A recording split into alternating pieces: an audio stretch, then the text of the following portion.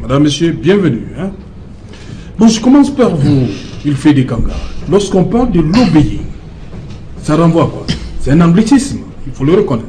Oui, le lobbying, c'est un anglicisme comme beaucoup d'anglicismes pour désigner une campagne positive envers une personne. La plupart du temps, elle est rémunérée. Quand vous faites du lobbying auprès de quelqu'un, vous faites du lobbying sur quelqu'un, auprès de quelqu'un d'autre. Ça veut dire vous parlez en bien de cette personne auprès d'une autre personne. Vous vendez l'image, si vous voulez. Vous apportez un aperçu globalement positif d'une personne pour que cette personne, pour s'assurer les faveurs de cette personne et pour que cette personne-là aussi s'accorde les faveurs de la personne auprès de laquelle on fait ce fameux lobbying. Techniquement, ça veut dire vous avez un président de la République, comme dans le cas du Cameroun, dont l'opinion internationale a une certaine conception et vous êtes chargé justement d'amener l'opinion internationale à avoir une autre idée de la personne. Donc si on dit que Paul Biya c'est Machiavel, c'est Hitler, vous êtes chargé de dire que non, Paul Biya c'est le descendant de Thomas Sankara, de Kwame Nkrumah, etc. d'apporter. C'est un ange.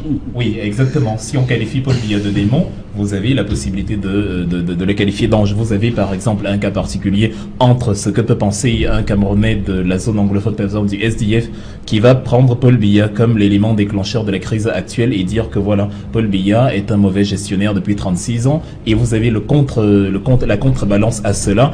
Par exemple, le ministre de la Communication qui vous dira que Paul Biya, c'est comme l'astre solaire qui écoute ses compatriotes même dans les lieux où il n'est pas présent. C'est ça du lobbying. Sur les paradigmes internationaux, le lobbying consiste maintenant auprès des autres pays à dire aux autres pays, allez au Cameroun, ils ont un président dynamique, un président visionnaire, allez-y, investissez-y, nouez des relations avec ce pays et n'écoutez pas ce que l'on vous dit. Dans le lobbying, c'est en quelque sorte cela, c'est ce qu'on peut appeler sous d'autres cieux de la propagande. Disons que dans la géopolitique, dans la géostratégie, on a ce qu'on appelle, ce n'est qu'une histoire de guerre des mots. La même chose prend une autre dénomination en fonction des intérêts et des puissances des uns et des autres.